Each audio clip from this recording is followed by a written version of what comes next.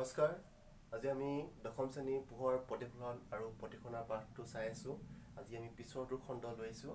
আজি এই খণ্ডত আমি অৱতল দাপোনৰ দ্বাৰা প্ৰতিবিম্বৰ গঠন, অৱতল দাপোনৰ দ্বাৰা কিদৰে প্ৰতিবিম্বৰ গঠন হয় তাৰ বিষয়ে আমি চাম। আৰু প্ৰথমটো আমি লক্ষ্যবস্তুৰ স্থানটো লৈছোঁ। লক্ষ্যবস্তুৰ স্থান আমি অসীমত লৈছোঁ। লক্ষ্যবস্তুৰ স্থান অসীমত লোৱা হৈছে। তেনে লক্ষ্যবস্তুৰ স্থান যদি অসীমত লোৱা হয়, প্ৰতিবিম্বৰ স্থান কি হ'ব, প্ৰতিবিম্বৰ আকাৰ কি হ'ব আৰু প্ৰতিবিম্বৰ প্ৰকৃতি নিৰ্ণয় কৰিব লাগে। গতিকে এইখন আমি এখন অৱতল দাপোন লোৱা হৈছে। অৱতল দাপোন ঠিক আছে।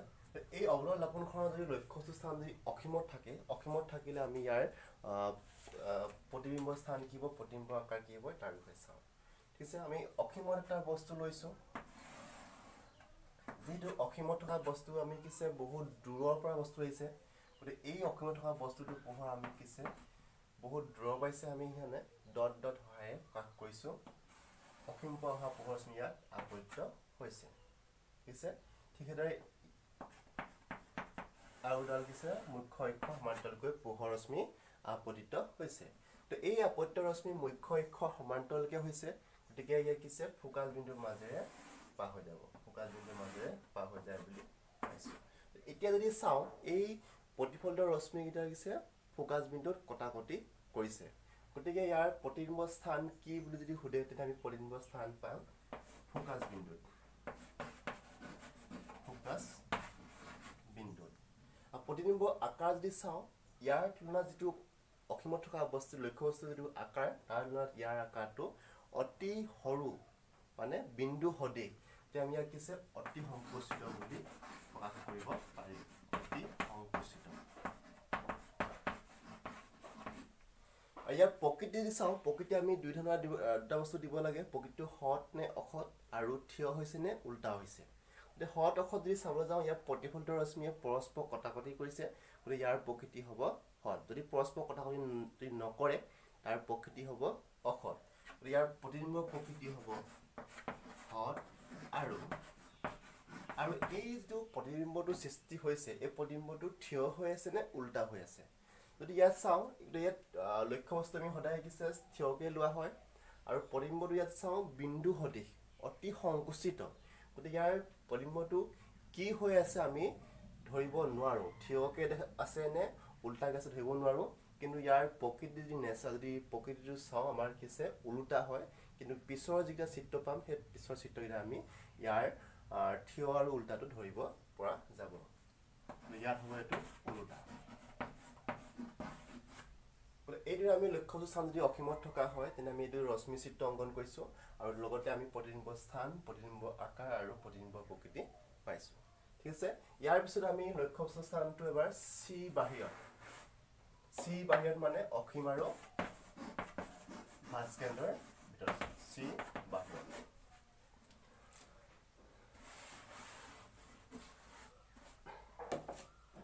চি বাহিৰত মানে আমি ইয়াতে এটা কিছে লক্ষ্যবস্তু লৈছোঁ এ বি। ইয়াতে আমি এটা লক্ষ্যবস্তু লৈছোঁ।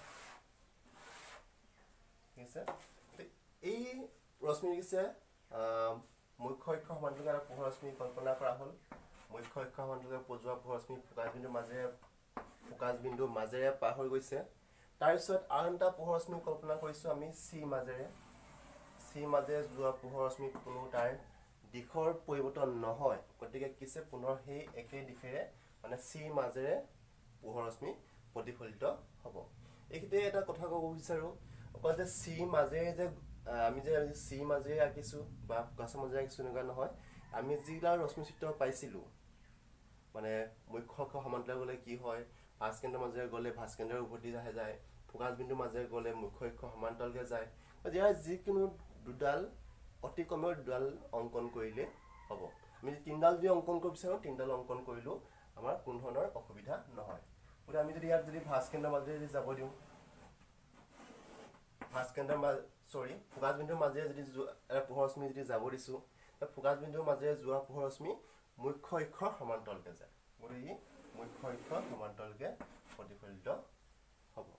গতিকে এই প্ৰতিফলিত ৰশ্মিয়ে ক'ত কটাকটি কৰিছে, এই দুই বিন্দুতে কিছে ৰশ্মিবিলাক কটাকটি কৰিছে গতিকে এইটোৱে হ'ব লক্ষ্য বস্তুটোৰ প্ৰতিবিম্ব গতিকে ইয়াত এ ডেছ বি ডেছ তো এইটো লক্ষ্য কৰিবা ইয়াত অতি কমেও দুডাল ৰশ্মি অংকন কৰিব লাগিব তিনিডাল আঁকিলেও আকৌ মানে আপত্তিজনক নহয় চাৰিডালো আঁকিব পৰা কিন্তু অতি কমে দুডাল অংকন কৰিব লাগিব আৰু এইটো চাবা লগত চাবা যে চি মাজেৰে গ'লেহে হ'ব নেকি তেনেকুৱা নহয় যিকোনো এটা দিশত গ'লেই হ'ল মানে ধৰিলো আমাৰ চাৰিটা আমি বস্তুটো পাইছিলোঁ মুখ্য অক্ষ সমান্তৰাল গ'লে ফোকাছ বিন্দুৰ মাজেৰে যায় ফোকাছ বিন্দুৰ মাজেৰে গ'লে মুখ্য অক্ষ সমান্তৰালকৈ যায় চি দিশত চি বিন্দুৰ মাজেৰে গ'লে চি দিশত পুনৰ প্ৰতিফলিত হয় আৰু যদি মেৰুত যদি পৰে তেন্তে লম্ব আৰু প্ৰতিফলন ৰশ্মি যিটো কোণ কৰে প্ৰতিফলিত হওঁতে সেই সমান কোণ হৈ প্ৰতিফলিত হয় যিকোনো দুডাল ৰশ্মি চিত্ৰ অংকন কৰিলেই হ'ব ইয়াত যদি চাওঁ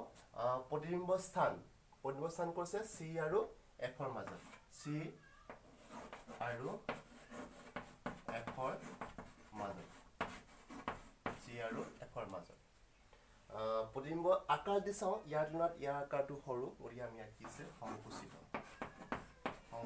বুলি প্ৰতিবিম্ব যদি প্ৰকৃতি চাওঁ প্ৰকৃতি যদি কিছে প্ৰতিফলন ৰশ্মিয়ে পৰস্পৰ কটাকটি কৰিছে গতিকে ইয়াৰ প্ৰকৃতি হ'ব হদ লগতে ইয়াৰ থিয় নে উল্টালৈ লাগে গতিকে এইটো বস্তু সদায় লক্ষ্য বস্তু থিয়কৈ আছে গতিকে এইটো থিয়কৈ নাই কি হৈছে এইটো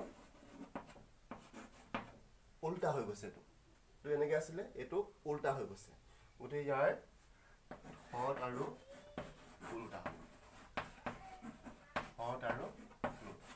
গতিকে আমি এই তিনিটা বস্তু আমি উল্লেখ কৰিলে হ'ব ঠিক আছে এইদৰে আমি আনবোৰ চিত্ৰ অংকন কৰিব পাৰোঁ যদি ভাঁজ কেন্দ্ৰত লোৱা হয় ভাঁজ কেন্দ্ৰত ল'লেও আমি অংকন কৰিব পাৰিম ঠিক আছে আৰু দুটামান চিত্ৰ তোমাক দেখুৱাই দিছোঁ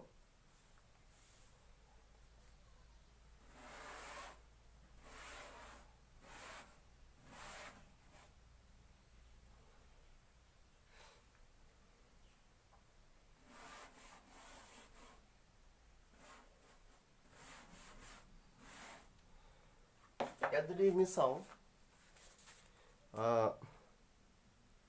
দেখিছা এইটো আমি কৈছে আমি এইটো চিত্ৰ আমি অংকন কৰি দেখুৱালোঁ এইটোৱে আৰু এইটোৱে তাৰপিছত এইটো যদি চাওঁ ভাঁজ কেন্দ্ৰত লোৱা হৈছে ভাঁজ কেন্দ্ৰত যদি লোৱা হয় তেতিয়া আমি কিছে ইয়াৰ গোটেই ভাঁজ কেন্দ্ৰতে ইয়াৰ কিছে প্ৰতিবিম্বটো পোৱা গৈছে ইয়াৰ প্ৰতিবিম্ব যদি আমি স্থান যদি চাওঁ প্ৰতিবিম্ব স্থান কি হ'ব ভাঁজ কেন্দ্ৰত মানে লক্ষ্য বস্তু আমি ভাঁজ কেন্দ্ৰত লৈছিলোঁ প্ৰতিবিম্ব স্থানটো ভাঁজ কেন্দ্ৰতে পোৱা গৈছে আৰু প্ৰতিবিম্ব যদি আকাৰ চাওঁ ইয়াৰ তুলনাত ইয়াৰ আকাৰ কিছে একেই সমান আকাৰ গতিকে ইয়াৰ কিছে প্ৰতিবিম্ব আকাৰ সমান হ'ব তাৰপিছত আছে প্ৰকৃতি হদ প্ৰকৃতি লিখিব লাগে প্ৰকৃতি লিখিব হদ হ'ব আৰু ই ই থিয় হৈছে ই উল্টা হৈ আছে গতিকে লক্ষ্য বস্তু থিয় হৈ আছে আৰু ইয়াৰ উল্টা হৈছে গতিকে প্ৰকৃতিটো হ'ব হদ আৰু উল্টা ঠিক আছে এইটো যদি চাওঁ ইয়াত কিছে চি আৰু ফোকাছ বিন্দুৰ মাজত কিছে আমাৰ লক্ষ্য বস্তু লোৱা হৈছে তেন্তে আমি প্ৰতিবিম্ব ক'ত পাইছোঁ চি বাহিৰত মানে অসীম আৰু ভাঁজ কেন্দ্ৰৰ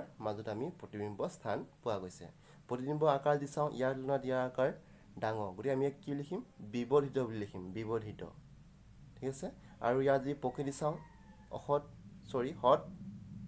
হদ বুলি গম পাইছোঁ পৰস্পৰ কটাকটি কৰিছে হদ প্ৰকৃতি আৰু কি হ'ব ওলোটা আছে এইটো থিয় হৈছে এইটো ওলোটা হৈছে গতিকে এইটো হদ আৰু ওলোটা ইয়াত আমি কিছে নেক্সট আমি লক্ষ্য স্থান আমি ফোকাছ বিন্দু লৈছোঁ ফোকাছ বিন্দু যদি লোৱা হয় তেন্তে আমি ইয়াৰ প্ৰতিবিম্ব স্থান ক'ত পাম অসীমত কাৰণ এইবিলাক মুখ্য কিছে সমান্তৰালভাৱে কিছে পোহৰ ৰশ্মিകൾ প্ৰতিফলিত হৈছে গতিকে আমি ইয়াৰ প্ৰতিবিম্ব স্থান অসীমত পাম বুজি পাইছা গতিকে আমি প্ৰতিবিম্ব স্থান অসীমত পাম আৰু ইয়াৰ আকাৰ যদি চাওঁ অসীমত কটাকটি কৰিব গতিকে ইয়াৰ আকাৰ কিছে অতি বিবৰ্ধিত হ'ব আকাৰটো কি হ'ব অতি বিবৰ্ধিত আৰু প্ৰকৃতি সদায় কিছে কাৰণ প্ৰতিফলন ৰশ্মিবিলাক কটাকটি কৰিব গতিকে ই কিছে প্ৰকৃতিটো হদ আৰু উল্টা হ'ব ইয়াত যদি চাওঁ ফোকাছ আৰু মেৰুমণ্ডল যদি লোৱা হয় তেনে এই প্ৰতিফলিত ৰশ্মিবিলাক কিছে পৰস্পৰ কটাকটি নকৰে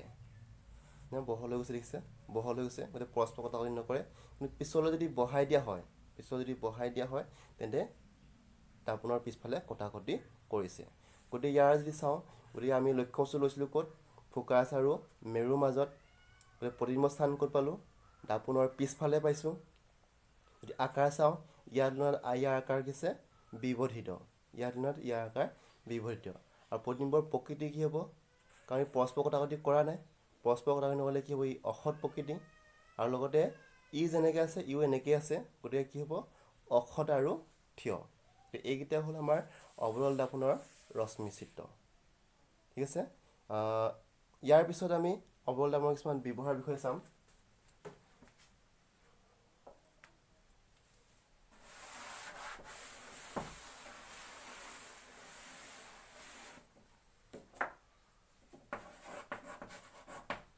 অৱতল দাপোনৰ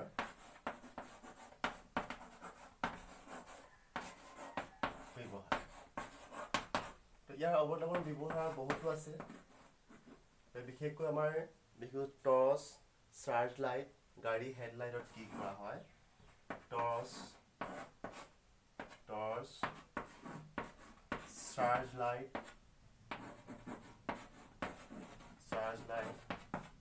গাড়ী হেডলাইট,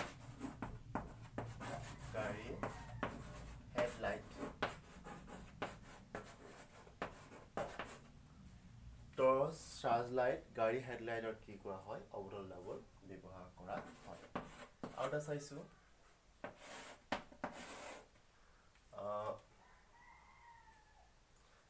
যিবোৰ দন্তৰ চিকিৎসকসকলে দাঁতৰ প্ৰতিবিম্বৰ ডাঙৰকৈ দেখিবৰ কাৰণে কি কৰা হয়? অৱতল দাপোন ব্যৱহাৰ কৰে। দন্ত চিকিৎসকসকলে ব্যৱহাৰ কৰে। দন্ত চিকিৎসকসকলে দাঁতৰ প্ৰতিবিম্বৰ ডাঙৰকৈ দেখিবৰ কাৰণে কি কৰা হয়? অৱতল দাপোন ব্যৱহাৰ কৰে। তাৰপিছত দাঢ়ি খুৰাবৰ কাৰণেও কি কৰা হয়? মুখমণ্ডল ডাঙৰকৈ দেখিবৰ বাবে দাঢ়ি খুৰোৱা সময়ত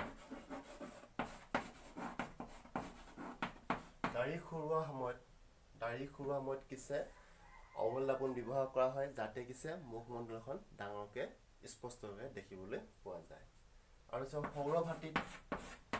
সৌৰ ভাটিতো অৱতল দাপোন ব্যৱহাৰ কৰা হয়। সৌৰ ভাটিতো অৱতল দাপোন ব্যৱহাৰ কৰা হয়, কিয়নো গোটেইখিনি পোহৰ কেন্দ্ৰীভূত কৰে, আৰু কেন্দ্ৰীভূত কৰাৰ পিছত তাপৰ পৰিমাণটো বৃদ্ধি পায়। গতিকে অৱতল দাপোনৰ ব্যৱহাৰ এই চাৰিটা লিখিলে হ'ল। টৰ্চ, চাৰ্জ লাইট, গাড়ী হেডলাইটত কিছে পোহৰ ৰশ্মি কিৰণ দূৰলৈ যাবৰ কাৰণে আমাৰ কি কৰা হয়? ব্যৱহাৰ কৰা হয়। গতিকে লগতে কিছে দন্ত চিকিৎসকে দাঁতৰ প্ৰতিবিম্ব ডাঙৰকৈ দেখিবৰ কাৰণে অৱতল দাপোন ব্যৱহাৰ কৰে।